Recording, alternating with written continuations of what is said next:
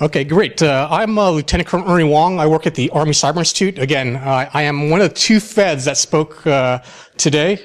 And what I'm going to be talking about, though, is mostly on innovation. So from this morning's keynote speech with Sanjay, he's talking about innovation.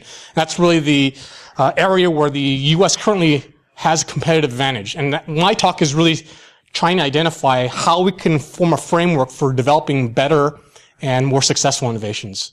But before I get too much into the presentation, I wanted to give a little bit background on what we do at the Army Cyber Institute and what the Army Cyber Institute's all about. And so let me see if this video will not play. So this is actually a video that CNET generated, about 3 minutes, a little bit about West Point and cyber curriculum, and then what we're doing at the Army Cyber Institute. No, reload. What is the future of cyber attacks? And what's the military doing about it?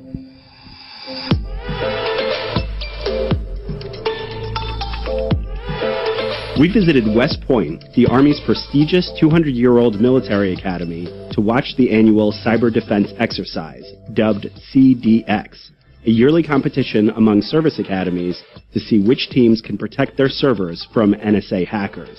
People are starting to realize that we've built all these things that we're now relying on, but we sort of built it out in front of the idea of security, and so things are kind of getting away from us. And now we need to take some time to kind of ratchet it back in and figure out how we're going to manage this really complex world we built.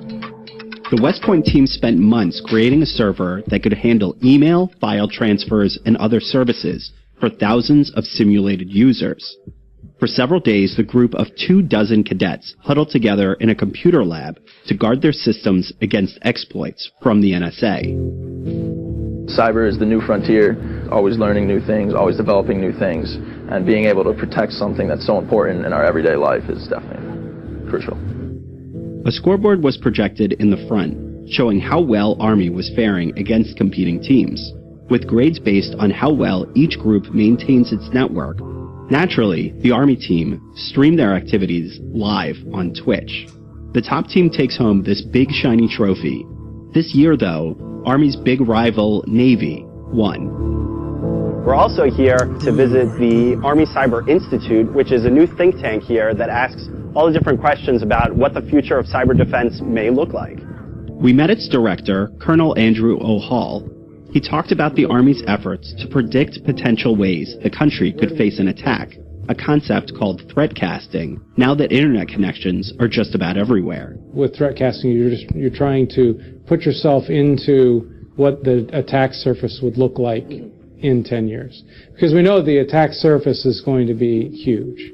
He went on to describe a series of potential cyber threats we may face in the future, such as a personal care robot being hacked and harming its owner, or a hack on a dam that causes a catastrophic disaster. Pulse think tank is also considering the potential of some pretty sci-fi concepts, like augmented soldiers and autonomous drones. One of the main efforts we've been doing is trying to figure out how the Army will bring cyber and cyber effects to the battlefield. I don't know if it's terrifying or comforting that high-level Army officials are thinking about robot attacks and bionic soldiers.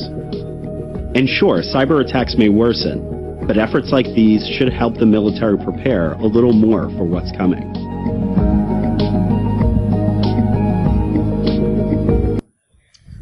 So that just gives a little bit introduction to what the ACI does. It really is just a snippet of what we do. But before I get started, I'm actually going to introduce myself as this talk goes along, so you get a little bit about my background and personality as I go through these slides. What the ACI is, we were stood up in 2012 by a directive by the Secretary of Defense. Looking again, you might have heard some of the other talks talking about how cyber stood up as a domain of the battlefield in 2009. And in 2012, we were stood up as a institute that could really do two things: build impactful partnerships and build intellectual capital discussing cyber and cyber in the future. And that's why events such as this are great. It allows me to do both of these. It's not only promoting my research, but trying to reach out to the greater audience here, academia, government, and industry, trying to bridge the expertise that the military currently lacks. Again, we were stood up in 2012.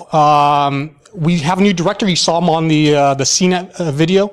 This is the direction of our new mission. This will go active, we think, later this summer. And again, kind of similar things. Conduct interdisciplinary research to shape future thoughts. And really what I grabbed out of it, because I was doing research and innovation, well, I still see that develop innovative solutions for enabling cyber resiliency. So when I saw these two, I said, yeah, I'm on the right track. I'm not doing anything that's counter to what my director or what the ACI is trying to accomplish. And so similar to AnyCon, the Army Cyber Institute hosts its own conference called Cyber Talks twice a year. We have all our videos online as well. If you go to cyber.army.mil, we have all these videos. And instead of watching every single video, the nice thing is they're captured by title. I usually play in my classrooms. I teach as well as being a researcher in the Army Cyber Institute. I teach systems engineering at the United States Military Academy. And one of the things I first started, I am actually very new to the cyber domain. I started with my job here in the ACI 2 years ago. And so everyone that's talking about the education track, all the changes that are going on, I've just been a user prior to just 2 years ago. So I'm just learning about all these dangers, really, that we're hearing about from all these talks. And for Cyber Talks, the title of it is called Disruptive Cyber Innovation. And this is really what a news clipping says of it. The whole intent for Cyber Talks, it gives a voice to disruptive cyber innovations. So when I saw that, I kept asking myself, so what exactly is disruptive cyber innovation that we're trying to promote at the ACI? And so what I did was I looked into the literature review and looked into what innovation is in general. And really, if you look at the way I quantify it, I don't think of innovations as one monolithic entity. I break it down. So instead of looking at innovations, I use two quadrants. I'm looking at the technological complexity or sophistication of an idea, and then I'm looking at whether or not that innovation targets an existing market or one that's very well ill-defined or underserved. And so when I break it up into these quadrants, what we find out is that on the low technological complexity and existing markets, we have sustaining innovations. This is what's essentially meeting the customer needs, right? We know a lot of companies that do that, right? They change very little of the product formula, right? A lot of times it's just adding new colors and new product differentiating, make a sustaining innovation. On the high complexity but then still existing markets, I call that incremental innovation or evolutionary. Now, the terms I'm going to use here, I'm using them in specific ways. I know in the media, and I've heard a lot of talks where a lot of this gets confused. But I'm going to use all four of these types of innovations in specific language. On the high complexity and new markets, again, these are rarely ill-defined. These are ill-defined markets or underserved markets. I call these breakthrough innovations or jumping the curve. And you'll see why I call it jumping the curve in a little while. And finally, what I look at is, okay, what if it's a low-tech development, but we're also looking at new development, a new market? I call that disruptive innovation. And that's really, the term I actually prefer to use now is revolutionary innovation. Now, there's a lot of debate, right? A lot of media calls revolution, they confuse these top two quadrants. Revolutionary, radical, cutting edge, leading edge. I'm using this in a specific context because what I'm trying to do is, if you saw the second part of my title, is how do I leverage the hacker mentality to improve cyber defense, cyber deterrence? And I'm focusing on the disruptive innovation side. And so to get clarity on why I'm looking at these different types of innovation, just a quick quiz here, or just a polling. This might be, I guess, I don't think they have that show anymore, right? Are you smarter than a fifth grader? Okay, so show of hands, who thinks a tomato is a fruit? All right, who thinks a tomato is a vegetable? Excellent. I have someone with me. All right. I've given this talk and I get to dictate, right? But nah. Most of you are smarter than a fifth grade, apparently. Okay, so when I make distinctions in a plant, right, we have roots, we have stems, leaves, and then, again, there's fruit. And again, so from a botanist's perspective, a tomato is a fruit. But some of the kind of interesting ones. Who thinks a cucumber's a fruit? Cucumber's a fruit, right? It's got the seeds. So if you're looking technically from a botanist's perspective, All right, we get the tomato part. I might have answered too, but the cucumber? All right. But if you got the tomato, most of the audience, that's good. But hold on. We're not done. At the end of the lecture, I'll give you the secret. Okay. But really, that's why I want to make these distinctions. Okay. From an innovation perspective, by looking at these 4 quadrants, I think we get a better idea of what types of innovation are more successful than others and how we can actually get to the more riskier innovations, but then doing more success from them as well. If I look at sustaining innovations, the character that comes to my mind when I think of sustaining innovations is Spock. I saw someone that had a R2-D2 Star Trek Star Wars t-shirt yesterday. I think they're in the audience. And so I'll give you a little secret. I'm a Star Trek fan. So Spock really, right, he's giving the Captain Kirk, right, the most logical, the highest probability definitions or courses of actions. That's what you choose, right? You go with Spock's guidance and he won't lead you in the wrong direction. But I call that sustaining innovation, right? It's not really leading to any great new developments, but it's giving you the best selection at that time. For incremental, I'm going to give you a little hint here. This is giving you a little background on my military intelligence background. I'm a military intelligence officer, and so these are sort of the things that sort of inspired me. In incremental, who read Mad Magazine as a kid? Okay, you sort of remember the spy versus spy? That's what incremental or evolutionary innovation is. A lot of folks quite call evolutionary innovations these other higher ends too. I don't. I call evolutionary innovations, all you're doing is you're looking at your major competitor and all you're trying to do is one up the competitor, right? Spy versus spy. The white spy is trying to kill the black spy. Usually trying to kill each other, right?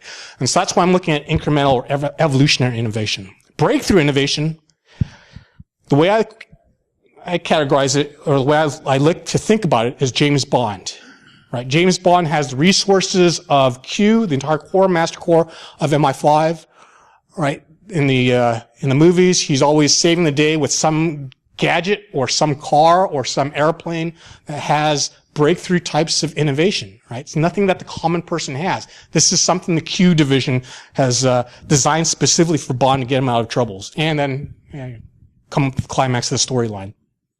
Now, so for disruptive, right, revolutionary innovations, right, the character I used for that is MacGyver, right? If you think about MacGyver, he is using what is at his disposal to save the day, right? A pencil, a chewing gum. What else is there? You guys know. Swiss Army knife, right? Pens, right? Wherever's at his disposal, right? He doesn't have the resources. He should, right? He's working for the U.S. government, but he should. But the way the TV describes it is that he's using disruptive, right? I call it revolutionary types of innovation to save the day. Now again, most of the audience here I'm polling right now should remember MacGyver, but if you don't remember MacGyver, I got a few folks who are a little younger. So if you don't remember MacGyver, I'm using Jason Bourne then as the other example, right? The contrasts with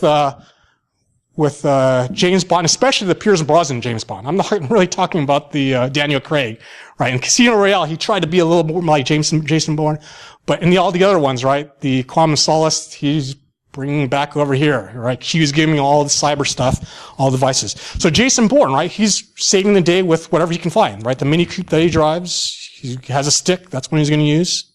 Okay. Now, if you look at this assembly of characters I here have to sort of identify or at least associate with each of the types of innovation, one doesn't stand out. Again, I'm telling you I'm a military intelligence officer. Which one doesn't stand out? Or which one is wrong, right? Spock is wrong, right? Yeah, Spock is out of character here. Yes, so Spock, even though I'm a Star Trek fan, he's out of character here from all these spies. So really, any Mission Impossible fans? I'm not talking about the new Mission Impossible with Tom Cruise. I'm talking about Mission Impossible back in it was actually turned color as well. So Spock, right? He was Paris, right? Leonard Nimoy played Paris in Mission Impossible. And he was the guy who spoke 10 different languages. He was a master of disguises. So again, he didn't use any high-tech equipment. It was what was available to him from his, really I'd call him a human intelligence type of guy, right? He's a spy. He's using all his tradecraft and all the tools that has his wit and all the intelligence that he has. So that's really, if I use the analogy of all these spies, this is really what I like to think of as these 4 quadrants of innovation. Now, from a military perspective, again, a lot of this talk is going to be from a military perspective, and that's really where my background is. The way I think of all these 4 quadrants is sustaining is I look at the M16 rifle. Right, the M16 rifle, widely in use during the Vietnam War. That was the M16 version. It then developed into the M16A2, M16A3, and today we have the M4. Right, all it was a variation on a very good design. Right, smaller barrels, trying to get more compact, greater accuracy. Right, protecting the soldiers, hand guards, heat guards. That's all it really was. But great innovations that improved on a great initial design. What about incremental? The incremental analogy I use for military is chaff. Chaff actually developed in World War II. The Air Force designed it, primarily the British. It was the British that came up against electromagnetic countermeasures. It was trying to defeat radar as the British aircraft were competing against the Germans at the time, the Nazis, both sides, right? Fierce battles over the skies. Chaff was trying to negate the radars on both sides, right? Nazis had their radars, British had their radars. Eventually it developed into a countermeasure for direct heat-seeking missiles, right? That's what all these are. The chaff today is mostly trying to negate the heat-seeking capabilities of today's missiles. What about breakthrough? Yeah, the U.S. has a pretty good history with breakthrough innovations, right? Going back again to World War II, that's a picture of, I can't remember if it's is it Little Boy or Fat Man? I can't remember which one that is now. But again, that's nuclear weapons. That's breakthrough types of innovation, right? Long R&D times, very expensive, very highly technical, right? A lot of academics sequestered in Los Alamos to develop that nuclear weapons program, Manhattan Project. Okay. We also have some recent examples, right? In order to in order to win the Cold War, right? Back in the 70s, DARPA primarily led a lot of these efforts. Stealth, precision-guided missions, GPS. Again, these are the types of innovation that very few folks can do. Governments can do this, right? We can think of, right? We call them advanced precision threats. Yeah, China's, the Russia's, the Iran's, even, it's crazy when I call North Korea an advanced persistent threat. But they're doing some breakthrough things, okay? But what about disruptive? Does the U.S. have a history of doing disruptive innovation? Do we even have that in our DNA? Special forces, that's who I would agree. I would agree special forces, and I would also say Marines.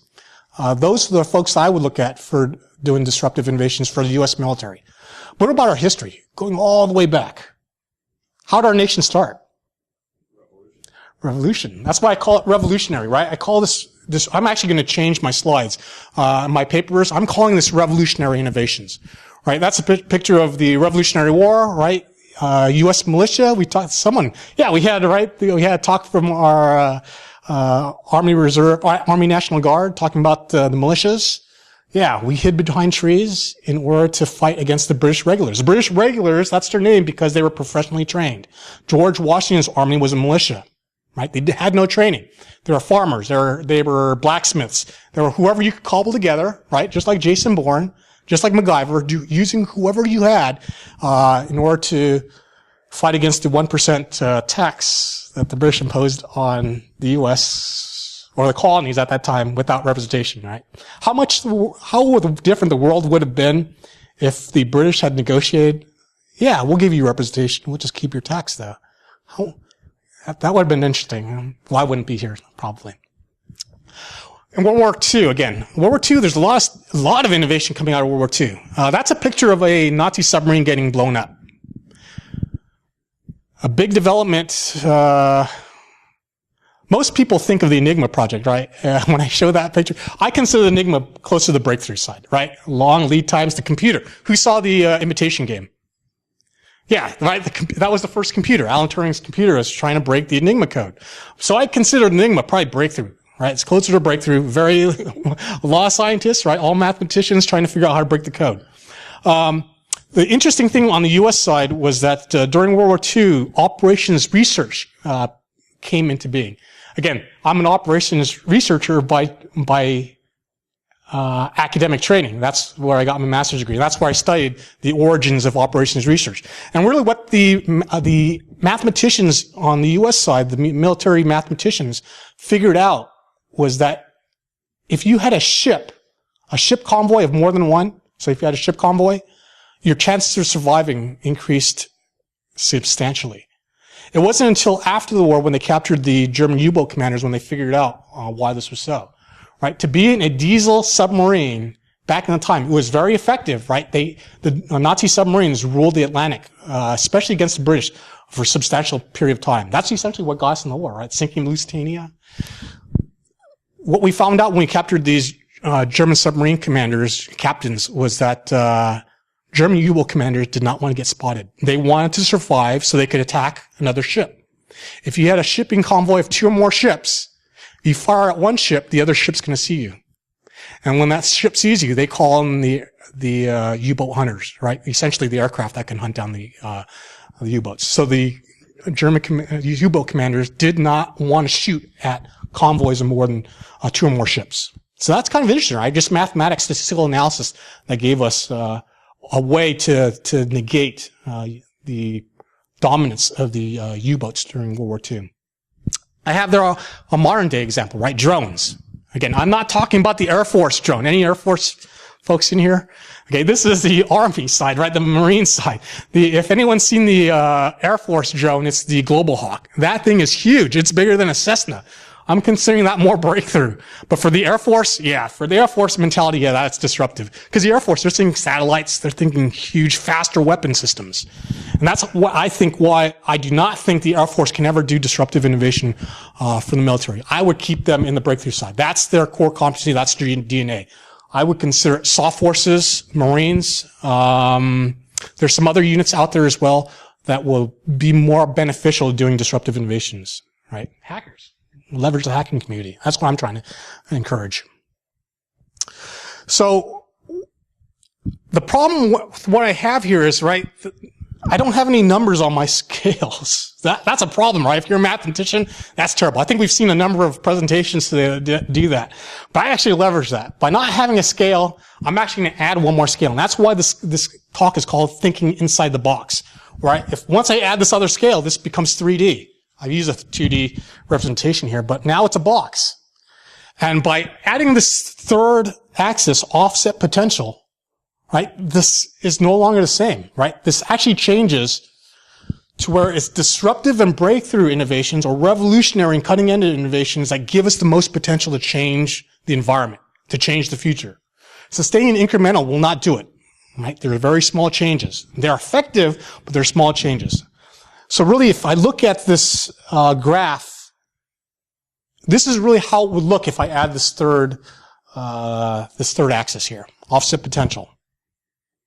Another way of looking at it, instead of offset potential, if I call it the probability of success, it changes now. Once again, if you're doing disruptive breakthrough innovations, you should be expecting failures. So when business books, right, those CEOs are telling you to take risks, they're not telling you to take risks here. You should be getting 80, 90, 70, 80, 90, 100% success down here. They're telling you should be looking at disruptive and breakthrough innovations, right? So by quantifying this as a framework, I think this gives you a better understanding of what types of innovation a company, anything, or an individual, as individuals, what you should be doing and making sure you're maximizing what your strengths are to the innovations that you're seeking. And personally, as an econ major, I was school trained in operations research, but my undergraduate degree was economics. The reality is there's a portfolio, an optimal portfolio theory you can think of. You really should be, right? Anyone, investors here? Investors will tell you want a balanced portfolio, right? Diversification. So the reality is we actually want all types of innovation, but then seek out the best from each of the quadrants. Now, I told you as a military officer, I use military examples. And so this is one way I think I'm trying to quantify these probabilities of success here. I'm looking here at the 2010-2011 Green Revolution that took place across the Middle East, North Africa. If you remember that started back in Holy smokes! Yeah, December of 2010 when a street vendor in Tunisia self-immolated himself because the police confiscated essentially all his fruits and vegetables that he was selling. Might have been tomatoes, I don't know, but they confiscated all the things that he was selling, and that was essentially his livelihood. And so he burned himself, and that sparked. This is crazy. It sparked throughout the entire region. A total of 14 countries revolted. Okay, a lot of oppression going on in these countries. Okay, so it didn't take much to spark that. Do you know how many of these succeeded? It's only been 5 years, right?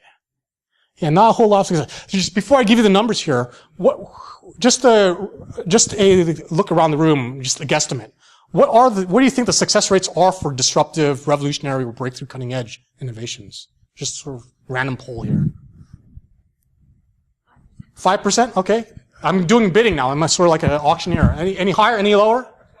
20%? Okay. Lower? Anyone think lower? 1%? Okay. So somewhere between. Single person or like an organization? Any type of revolution. Any type of revolution. Because again, our history tells us, right? The U.S. revolted and we won, but that was in one instance. That's kind of. Yeah, so anywhere from essentially 1% to 20%. Anyone higher than 20%? Yeah, that's actually not too bad here. So we had a total of out of 14 countries, 4 actually turned over immediately. There are other countries that actually the kings said they'll step down, but after their term ends. But these are the 4 that immediately overturned. I do not count Egypt though. Egypt was a coup. And the reason I don't count Egypt when I'm looking at revolutions is because the military has the capacity to take over a country. They have the resources, they have the training, right? They are in the breakthrough area already. So for a military coup to take over, that's why it's actually very dangerous. As a military officer again from the United States, that's one of the reasons why the military is so inefficient. I know we're going to get another talk here, 2 after mine, where they say U.S. DoD defense is good. But I'm telling you right now, we know from experience, the military is slow, right? We had a couple of talks about that. Dan gave a talk about the military is slow, and it's for a reason. Our Congress does not like our military, right, to be like the Roman military. Right? We learned from history that the Romans, they pledged allegiance to their general. Right? The general was the one that fed them. The general was the one that gave them their clothing, their pay. Everything was pledged to the generals, right? In America, we pledge our loyalty to the Constitution, right? Not to the general, to the Constitution first, right? Sure. There's a chain of command. There's a president. He's the commander-in-chief. But we pledge our loyalty, right? We pledge to support and defend the Constitution of the United States. That's not the case for many countries. Okay? And that's what we see here, the military coups. That's bad. But again, so if we look at the numbers here, gets cut off here. About 21%. I'm actually thinking, whoever said 20%, that's actually really good. I'm actually more inclined to think it's closer to 10%. But so if we look at this, right, going back to this notion of probability of success here, at best, I'm thinking major league batting averages. So again, if you go up to 30%, you're doing really well, right? 20%, yeah, you're doing okay. But again, I think that Hollywood gives us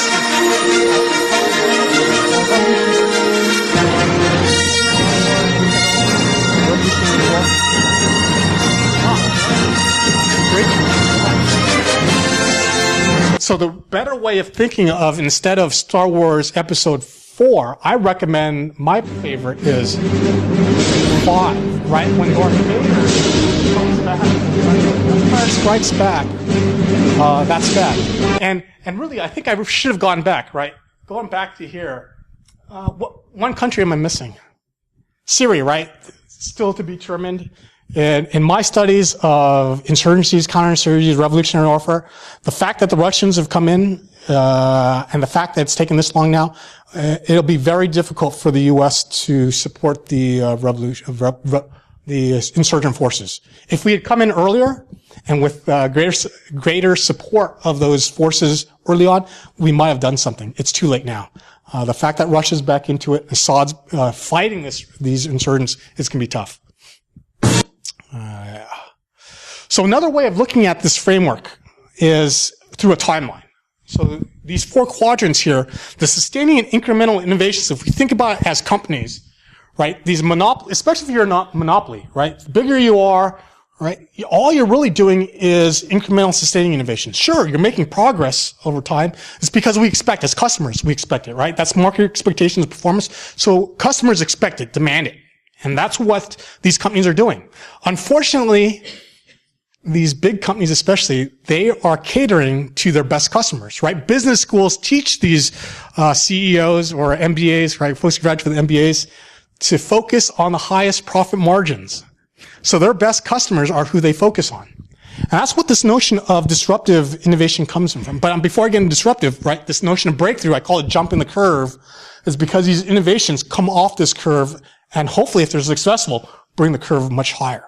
Okay?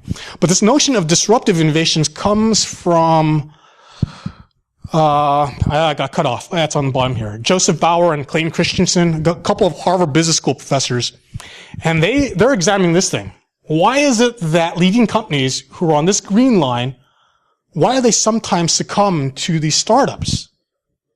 And so from their studies, they study this notion of disruptive innovations, and the notion is that this disruptor, right, it initially appeals to emerging markets, only a small segment of the market. It's not appealing to the existing markets. It can be new markets or underserved markets. And it focuses on different sets of criteria that are valued. Right? That's what I'm thinking the hackers are, right? Hackers are looking at the cyberspace in a different way than big companies are. Okay? And initially, it's going to be far worse off in a number of mainstream areas. But the great thing is that, right, if you look at the trend line, it advances much more rapidly, right, once the public or the underserved market continues to buy the product or gets attracted to the product. And so if we look at history, some of the examples of these products, right, Xerox versus Canon. Xerox was the big monster, right? Xerox PARC. They were the leading innovators. They were the breakthrough innovators. Who taught in schools 20 years ago? Any educators? Right? Or if you're in the corporate, Fortune 500 companies, what was your print department like? There was a print department, right? In a lot of companies. Huge machines. That's what Xerox made, right? The size of this room, right? If you're in your university, the size of this room would have been your print department, right? Xerox continued to cater to the biggest and best customers, right? Universities, governments, large corporations, right? These printers can do anything that you wanted. Back in the days, right? Getting printers to collate and to hole punch and staple, that's a big deal. Especially the printing, right? Textbook size things for their students. What would Canon do in the 80s? Yeah, they came up with these small, clunky machines, far inferior, right? If Xerox laughed at Canon, right? Xerox laughed at HP, right? I think that's actually a trait. If you're doing disruptive innovations and your breakthrough competitors are laughing at you, that's probably you're on the right track. That's what I'm thinking. Canon catered to the home personal market, right? Small, compact, yeah, nowhere near the quality of Xerox, right? But the home-based business, right? A lot more customers immediately flocked to them because it was cheaper, right? Instead of a multi-million-dollar print division, you just needed a home-based computers or home-based print machine, right? Canon. That's what you got. Another example was IBM versus Apple. Very similar, right? IBM focused on the mainframes. Apple focused on the personal computing market. IBM laughed at Apple. Why do you need this, right? And so, right, what we have today is, right, a lot of folks with laptops and PCs, tablets now. What about the automotive industry? This was actually this was an anomaly, right? Unlike these other, right, a lot of disruptive innovations, this was actually a shock that gave the upper hand to Toyota and Honda and their likes. What was a shock? Remember in the late 70s, 79? Gas prices, the Iranian oil embargo. Right? So at that time, right, everyone in the U.S., the markets preferred, right, bigger cars. We preferred, as Americans, right, acceleration, right? We didn't like these Japanese cars that were tiny, right? They had the one saving grace was fuel economy. But that was, right, it was because of a shock that a lot of people's customers' taste changed to fuel economy. That became a driving factor. And it really wasn't quality at first. Quality came afterwards. It was fuel economy, and as Hondas, the Toyotas, they moved up this curve, then quality for them started to improve as well. What do we see today? Who's competing against the Hondas and Toyotas? And even the Subarus, right? Subarus, Fuji. Who's competing against the Japanese automakers today? Well, hybrids, but the Toyota's got a hybrid. What companies? From what countries?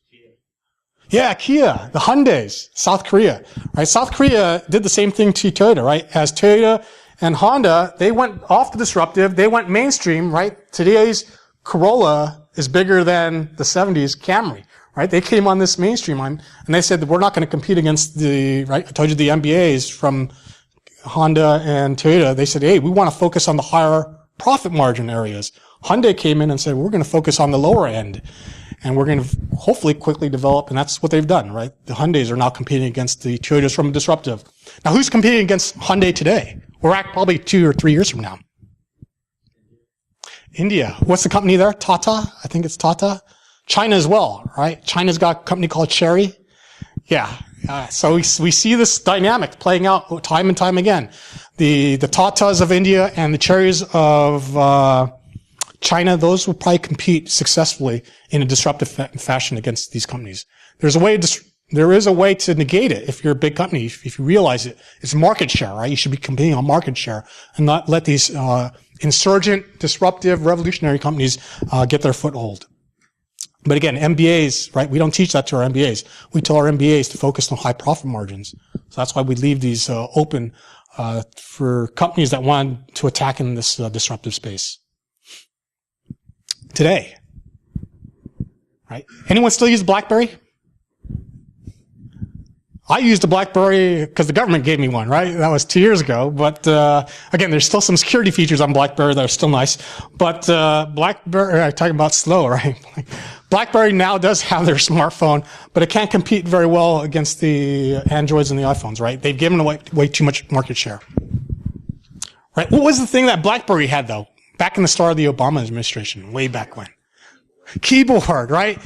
So if you think about it, what was the company? BlackBerry RIM? Was that the company? Yeah, they said, yeah, we want to make bigger keyboards, right? We want to make the experience better for our primary customers, right? Who did Apple target with their iPhone? Consumer. In my life, I could not have found anyone older than 75 with the BlackBerry. Right? That's when you saw these commercials came out with the Cricket, right? You want cheap, right? You want devices that competed against the BlackBerry, right? When the iPhone and all these Android devices came out, yeah, the mainstream consumer now bought it, right? It wasn't the experts, right? So that's what we see even today. I had a question from someone from a previous talk. That's why I added that one. What I do want to leave with is this notion of, again, I cannot overemphasize that breakthrough and disruptive innovations closer to I'm thinking 10 to 20% success range, okay? Major league batting averages. A lot more failures than successes. When they do succeed though, right, huge changes, right? Breakthrough, you're jumping the curve. Disruptive, you're immediately going into, those new value criteria that improves at a much rapid rate. Okay, so looking back now at this notion of innovations, this monolithic notion of innovations, where can we best protect the future? Now, I emphasized, right, disruptive innovations. Yeah, we should be looking at there. We also need to be looking at breakthrough innovations. We also need to be looking at sustaining and incremental innovations. We need to be doing all four. Okay, that's the key, and that's really what I think what Sanjay was talking about this morning. Okay, we need to be doing all four innovations in order to compete successfully against primarily the advanced persistent threat nations that we're competing against. And again, here's another military example. I focus on the disruptive space, revolutionary space, because our recent military history, right? If you can look back at really our conflicts where we've had problems, this is the Korean War. In the Korean War, what was it that MacArthur struggled with? General MacArthur, again, did a great job against the North Koreans, right? Pushed them all the way to the Chinese border, But then the Chinese army started coming in, right? In total, it was 1 million Chinese volunteers that crossed the Yellow River. All volunteers, according to the Chinese. The Chinese army conducted their movements exclusively at night. So whether or not they realized it, MacArthur was relying on, again, 1945 through 48, new developments in ISR. What was the Air Force? Again, this time the Air Force became their own branch of the service. Electrical, optical, or imaging devices, right? Pictures, wet film. So MacArthur relied exclusively from his J2 on wet film. What's the problem with wet film technology? Daylight only, right? We've seen movies, right? The body of proof, whatever it is. Yeah, there's ways to negate any technology. And the Chinese, whether or not they figured it out or not, they conduct their movements exclusively at night. And so the estimates were that for every engagement, the big engagement that MacArthur's army faced, 8th Army, he underestimated the Chinese strength by 10. That's huge for military, right? We want a factor of 2 is great. He underestimated, again, as a military intelligence officer, I thought his J2 would have been fired. Right after the first time.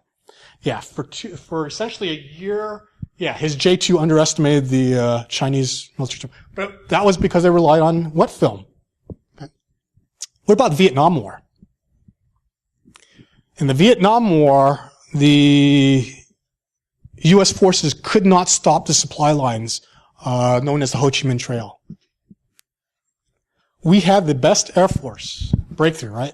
We had the best, we had air dominance over Vietnam. Nothing the Viet Cong had, where the North Vietnamese could touch our Air Force. Yeah, they shot some of them down, but we had air dominance. Right? We bombed the heck out of the Ho Chi Minh Trail. We dropped more bombs over the Ho Chi Minh than we did during all of World War II. It's amazing, right? All those bomb attacks over Dresden, we dropped more bombs over the Ho Chi Minh Trail. A lot of it was secret, right? It didn't come out until, Watergate tapes. But the Ho Chi Minh Trail was not initially dependent upon supply lines. It wasn't dependent on infrastructure. It was dismounted. The infantry, right? It was a dismounted network. So if there's a bomb or a crater there, right, you just walk around it, right? Bypass. Right? We teach our military folks that. You don't go through an obstacle. You bypass it. That's what the Viet Cong and North Vietnamese did. So the supply line stayed open. Now, towards the end of the war, yeah, then they developed the infrastructure, right? It became so heavily trafficked that they started building roads. But initially, we bombed the heck out of them and did nothing. What about the recent conflicts? The major killer there was IEDs, right? Still going on, IEDs. Would you consider that very sophisticated? It wasn't, right? They used initially very unsophisticated remnants of the Iran-Iraq war. There were still mortar shells on the battlefield. Even when I was stationed in Iraq, and we have this thing in a placard on our vehicle that's called unexploded ordnance call. We're supposed to call it in anytime we see it. There was so many. It was useless. It was, why would you call it in? All remnants of the Iran-Iraq war. So infinite numbers of munitions that the insurgents can use. It's all laying on the fields. It's all over the place. Yeah, did they get better over time? Yeah, sure. Yeah, they sort of moved into the incremental, moved sustaining, right? Remote control detonators instead of pressure plate command detonated. Yeah, so again, but initially, very crude devices. Cyber warfare. My contention is nearly all malware, especially when it gets started, starts off in the disruptive space. If it's a version 1, it's a disruptive type of. We've heard it from all talks the past 2 days, right? We work for hours and hours just to get that breach into some firewall, some defensive measures. Okay, that's my concern. Okay, my concern is that our military, if we're not focused on disruptive space, we're going to lose. That's a concern for me. There's this. Everyone familiar with the Hackers Dictionary? Okay, yeah.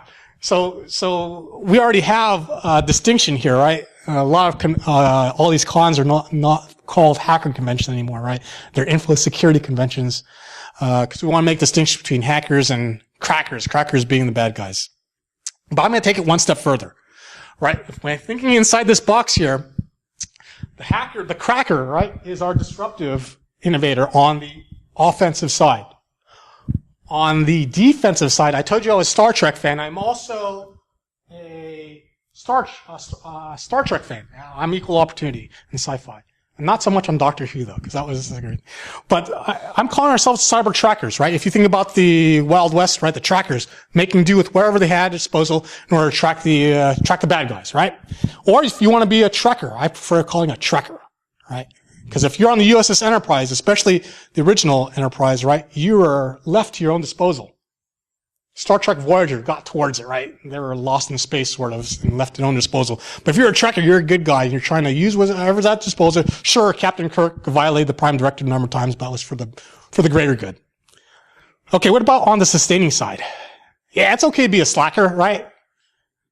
Yeah, I'm saying, again, if you want to be doing all types of innovation, it's okay to be a slacker. Especially if you are on the cyber protection teams that our military has, that you can do all this stuff, right? If you want to be an offensive hacker, join the military, because we allow you to do that. So be a slacker. Better yet, be a cyber linebacker, right? Anyone watch the Blind Side with cyber linebacker, right? The JT Lawrence's. That's why if you're a cyber linebacker, you can do a lot more for a defense. What about the breakthrough side?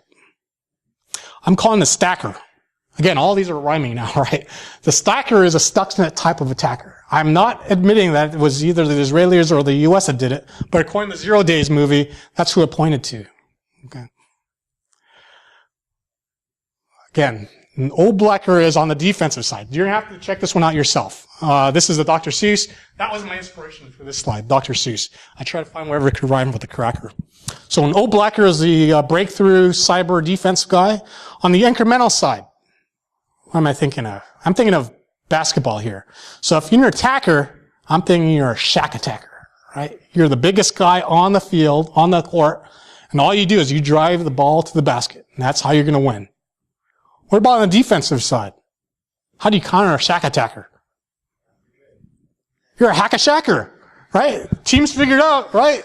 This guy can't throw free throws.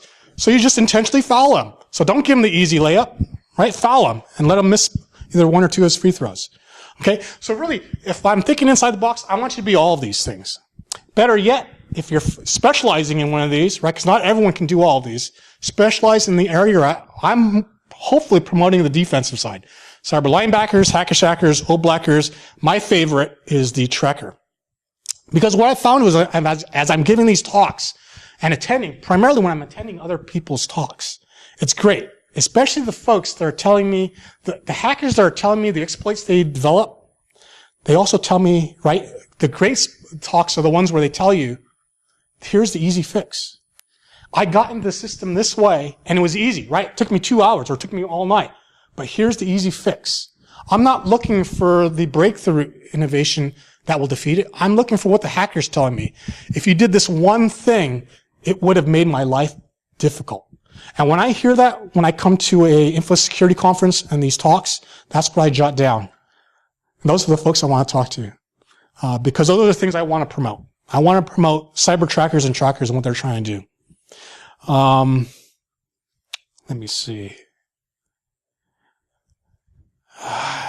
Now, this is actually, now if I'm looking at it from purely a cybersecurity perspective, remember I told you I think most of the malware resides in the disruptive space, but that's actually not correct. Most of the malware actually does reside in many spaces, actually in all spaces, but so is the defense. The defense is in all spaces. However, if you look at the preponderance of the malware initiates the disruptive. Sure, if you get into tit for tat, right? Spy versus spy. If the hacker can't get into a network but really wants to, then he starts looking at the incremental. Once you start getting into version controls of malware, yeah, you start getting sustaining, right? It becomes more an efficiency, whatever works. However, overwhelmingly on the defensive side, if we look at cyber defense, right, all these blues, overwhelmingly cyber defense is in the breakthrough side. Right, we've had a couple talks during this conference that gives you some intimation of why that's so. Right, and why that's probably a problem. We're not looking at cyber defense the right way. And the way I look at it from, right, just by looking at this, right, for cyber offense, right, we're in all spaces except, right? There's no need for breakthrough, right? For the hacker, all you need to do is get through. The problem is this. It's on the defense side. We are missing disruptive cyber defense. And that's my concern, right? If you look at it, there's a gap. Again, as a military intelligence officer, I'm looking for the gap. And when I see this, right, lights go off and say, hey, there's probably an opportunity here for us to change this paradigm. I'm looking for more disruptive, right here, disruptive cyber defense. And if you think, again, I cannot overemphasize once again, that disruptive innovations as well as breakthrough are tough, right? Who remembers the Yugo? Right? That tried to be a disruptive, automotive, innovation, but it was just crap, right? It was priced right? That was performance criteria that people liked, so people bought it. But from Yugoslavia, quality was terrible. So that went away. Even today, right? If we think of today, a lot of folks think high tech, yeah, guaranteed to win. I actually found this, by fluke. It came in while I was looking at my MSN, right? One of the Pinterest top 10 things. Like, this is kind of cool. Who still remembers iTunes Ping? What about Dysphoria? Yeah, failed, right? MySpace? A lot of folks use MySpace, right? But the problem with MySpace was they tried to be everything to everyone. So it continued to morph until it really didn't mean a whole lot to the community, right? But a lot of failures. That's why I just want to emphasize. This is not just isolated to industrial companies, right? This is, right, any company, right? Tech companies are prone to it.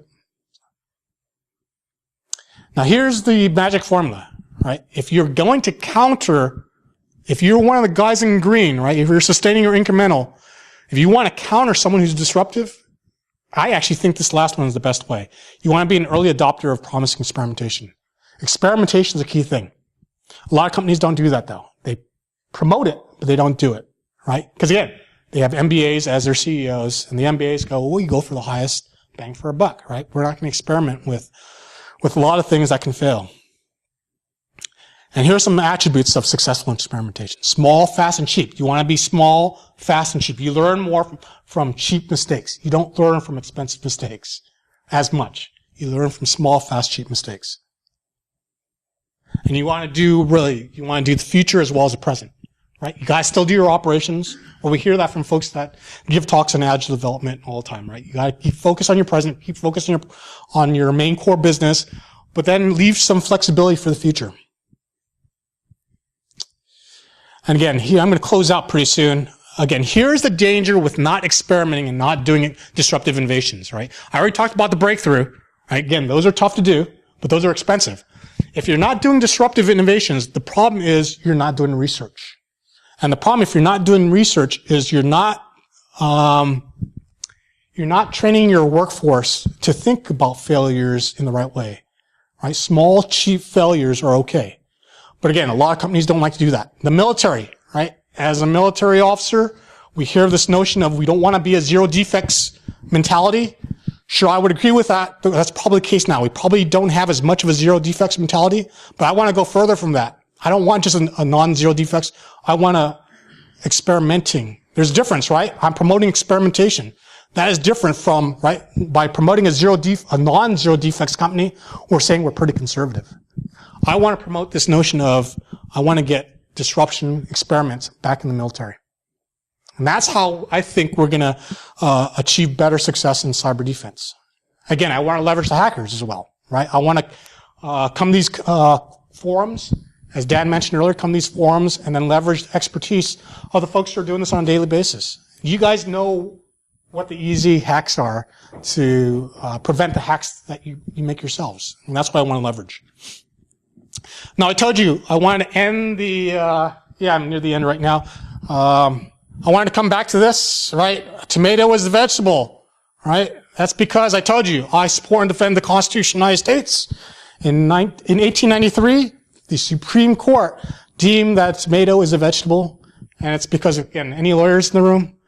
Okay, so that's right. Yeah, we have a lawyer. It's because it was a notion of commerce, right? They didn't tax, right? Right, fruits. One or the other. Fruits or vegetables. One wasn't taxed, and so the justices said that in common layman's term, people think tomatoes are vegetable, so we'll call it a vegetable. When in reality it's a fruit, right? If you're a botanist, it's a fruit. But, we see eye to eye. He must be like me. So this is, if you're a fifth grader, if you tell your kids this is the extra credit, right? You tell them this is the extra credit. That'll blow the teacher's mind away if they bring that up. Whew. So with that, I end the talk. And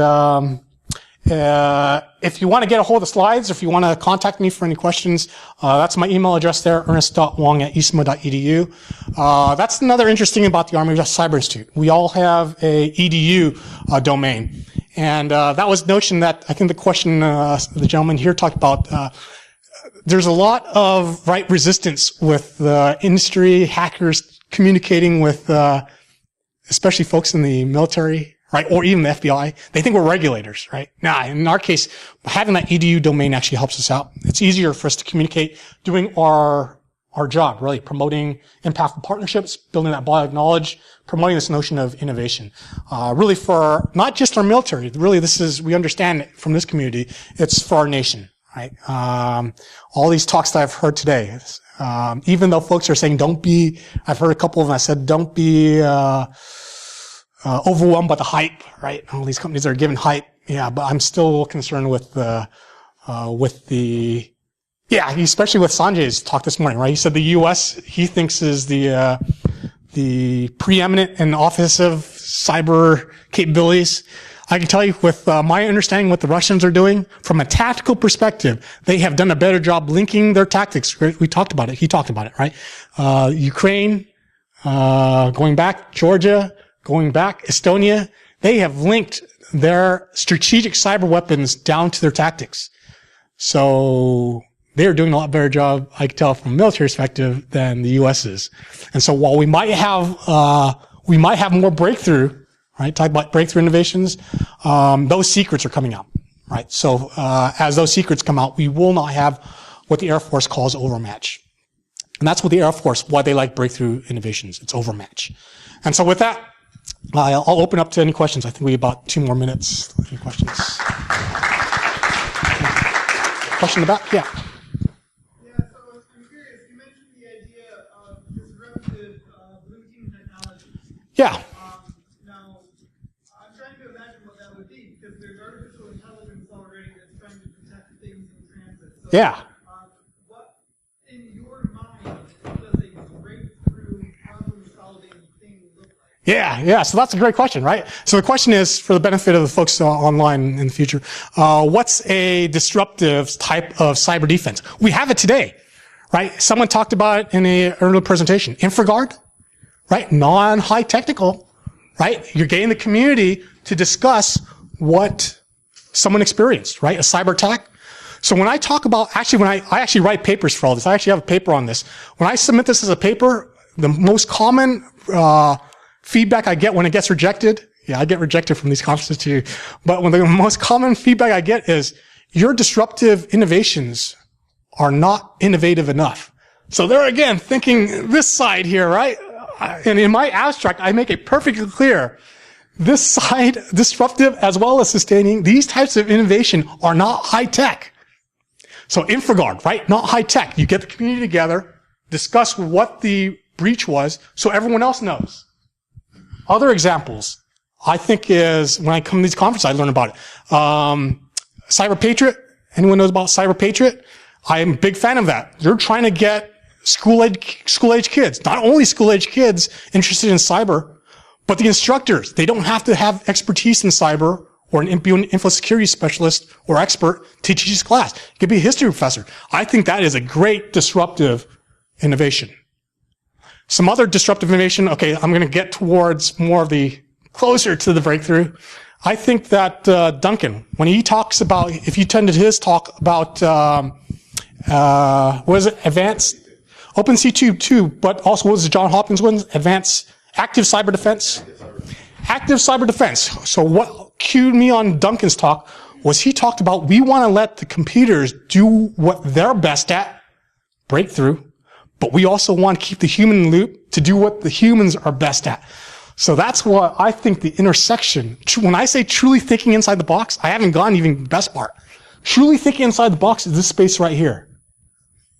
right? To get the highest success rates and to get the most impact, we want to look really not at each individual innovation here. I'm looking at the intersection. That's truly thinking inside the box. And that's why I think if we could get the best of humans, right, what they're good at, differentiation, humans tend to do good at that. Computers, we want to automate the heck out of anything that gets to automation, the AI is getting towards breakthrough. But if we want to get to this space right here, tie it in with the disruptive space, and tie in a little bit of this incremental sustaining, I think we have something there. That's really truly what I think the thinking inside the box is. That's going to be my future talk. Great. Okay, thank you very much. I appreciate it. And again, if you have any questions, here's my email address again.